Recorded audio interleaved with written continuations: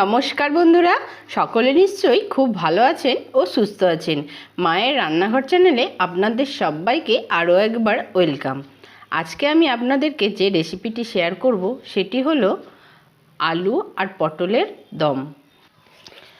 সম্পূর্ণ নিরামিষ আলু পটলের তরকারি যদি আমরা এইভাবে বানিয়ে ভাতের সঙ্গে পরিবেশন করি তাহলে আর মাছ মাংস লাগবে না। এই আলু পটলের তরকারি দিয়েই এক থালা ভাত নিমেষের মধ্যে উঠে যাবে। আর হ্যাঁ, যারা আমার চ্যানেলে নতুন তারা আমার চ্যানেলটা সাবস্ক্রাইব করে আমার পাশে থাকবেন, আমার অনুরোধ রইল। আর যদি ভিডিওটি ভালো লাগে বা ভিডিওর দ্বারা কেউ উপকৃত হন তাহলে একটা ছোট্ট করে লাইক, কমেন্ট এবং বন্ধুদেরকে শেয়ার করবেন। তো চলুন জেনে নেওয়া যাক কীভাবে বানাবো আমি আলু পটলের নিরামিষ দম। এই রেসিপিটির জন্য আমি নিয়ে নিয়েছি 250 গ্রাম পটল আর 4টে মাঝারি সাইজের আলু ছাড়িয়ে ধুয়ে নিয়েছি ভালো করে। এবার চলুন এটাকে কেটে নিই। পটলগুলোকে আমি একটা পটলকে দুটো ভাগ করে কেটে নিয়েছি আর আলুগুলোকেও আমি এইভাবে ডুমো ডুমো করে কেটে নিয়েছি। এবার গ্যাসের মধ্যে কড়াইটা বসিয়ে গ্যাসটা অন করে দিলাম আর কড়াইয়ের মধ্যে দিয়ে দিলাম সর্ষের তেল। সর্ষের তেলটা দিয়ে আমি খুন্তি দিয়ে ভালো করে কড়াইয়ের মধ্যে নেড়ে নিলাম। তেলটা গরম হয়ে গেলে আমি এর মধ্যে কেটে রাখা আলুগুলোকে ছেড়ে দিলাম। এবার এই আলুগুলোর মধ্যে দিয়ে দিলাম হাফ চা চামচ হলুদ গুঁড়ো আর দিলাম সামান্য একটু লবণ। হলুদ আর লবণটাকে আমি ভালো করে আলুটার সঙ্গে মিশিয়ে আমি ভেজে নেব। আর এই আলুটাকে আমি খুব লাল লাল করে ভেজে নেব যাতে এতেই আমার আলুটা অনেকটা সিদ্ধ হয়ে যায়। আমার আলু ভাজা হয়ে গেছে। এবার আমি একটা পাত্রের মধ্যে আলুটা তুলে নিলাম আর ওই তেলের মধ্যেই আমি কেটে রাখা পটলগুলোকে ছেড়ে দিলাম। আর একই রকমভাবে আমি পটলের মধ্যে দিয়ে দিলাম সামান্য একটু হলুদ গুঁড়ো আর দিয়ে দিলাম সামান্য একটু লবণ। একই রকমভাবে আমি পটলের সঙ্গে হলুদ গুঁড়ো আর লবণটাকে ভালো করে মিশিয়ে ভেজে নেব। পটলটা ভাজা হতে থাক ততক্ষণে চলুন একটা মশলার পেস্ট করে নিই। মিক্সির জার নিয়েছি আর এর মধ্যে দিয়ে দিলাম দারুচিনি ছোটো করে 3 টুকরো, দিয়ে দিলাম 3টে লবঙ্গ আর দিলাম 3টে এলাচ। আর এর সঙ্গে এই যে একটা বাটির হাফ বাটি ভাঙা কাজু দিলাম আর দিলাম 1 চামচ চারমগজ দানা। দিয়ে জল দিয়ে আমি এটাকে পেস্ট করে নেব। চলুন আমার মশলার পেস্ট করা হয়ে গেছে। এবার চলুন দেখে নিই পটলটা কত দূর ভাজা হয়েছে। দেখুন পটলটা ভাজা প্রায় হয়েই গেছে। এবার আমি পটলটাকেও তুলে রাখবো একটা বাটির মধ্যে।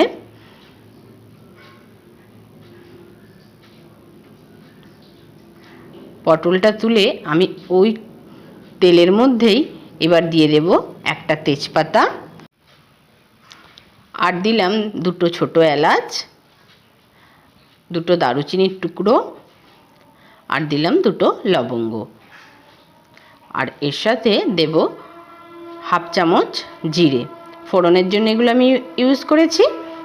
এবার ফোড়নটা ভালো করে কড়ার মধ্যে নেড়ে চেড়ে একটু ভাজা ভাজা হয়ে গেলেই এবার আমি এর মধ্যে দিয়ে দেব টমেটো পিউরি। একটা বড় সাইজের টমেটো আমি মিক্সিতে পিউরি করে রেখেছি। এটাকে আমি দিয়ে দিলাম আর দিলাম আদা বাটা 1 চামচ। এবার আমি টমেটো পিউরি আর আদাটাকে ভালো করে তেলের মধ্যে নেড়ে ভেজে নেব। যতক্ষণ না পর্যন্ত টমেটো আর আদার কাঁচা গন্ধটা না যাচ্ছে ততক্ষণ আমি এটাকে কষতে থাকব। আমার মশলা কষানো হয়ে গেছে। এবার আমি এর মধ্যে যে পেস্টটা করে রেখেছিলাম কাজু, চারমগজ দানা আর গোটা গরম মশলার যে পেস্টটা করে রেখেছিলাম এটা দিয়ে দিলাম। দিয়ে ভালো করে আমি মশলাটাকে মিশিয়ে দিলাম আদা টমেটো পিউরির সাথে। মশলার বাটিটা ধুয়ে সামান্য একটু জল অ্যাড করে দিলাম। 1 মিনিট মতো নেড়ে চেড়ে নেবার পর এর মধ্যে আমি কিছু গুঁড়ো মশলা অ্যাড করব। নিয়ে নিলাম হলুদ গুঁড়ো 1 চা চামচ, লঙ্কা গুঁড়ো, কাশ্মীরি লঙ্কা গুঁড়ো 1 চা চামচ, আর দিলাম ধনে গুঁড়ো 1/2 চামচ, আর দিলাম 1/2 চামচ জিরে গুঁড়ো। সমস্ত গুঁড়ো মশলাগুলো আমি দিয়ে দিয়েছি।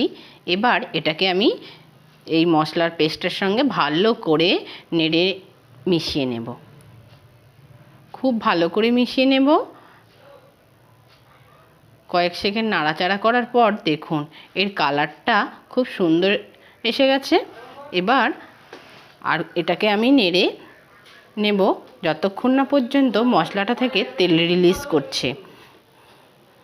দেখুন মশলা থেকে আমার অনেকটাই তেল রিলিজ করে দিয়েছে। এবার এর মধ্যে আমি 4টে কাঁচা লঙ্কা দিয়ে দিলাম, দিয়ে মশলাটা আবারও কষাতে লাগলাম। মশলাটা থেকে তেল ছেড়ে দিয়েছে, দেখুন আপনারা দেখতেই পাচ্ছেন। এবার এর মধ্যে আমি দিয়ে দেব আগে থেকে ভেজে রাখা আলু ও পটলগুলো। আলু পটলগুলো দিয়ে মশলাটাকে ভালো করে মিশিয়ে নিচ্ছি। খুব ভালো করে মিশিয়ে নিতে হবে। আমি খুব ভালো করে আরও 1 মিনিট ধরে মিশিয়ে নিলাম। আমার খুব ভালো করে মেশানো হয়ে গেছে। এবার এর মধ্যে দিয়ে দেব আমি 1 চামচ মতো লবণ। লবণটা দিয়ে আমি আবারও আলু পটলগুলোর সাথে ভালো করে লবণটা মিশিয়ে নেব। আর মেশানোর পর আমি এর মধ্যে দিয়ে দিলাম জল। পরিমাণ মতো জল দেব।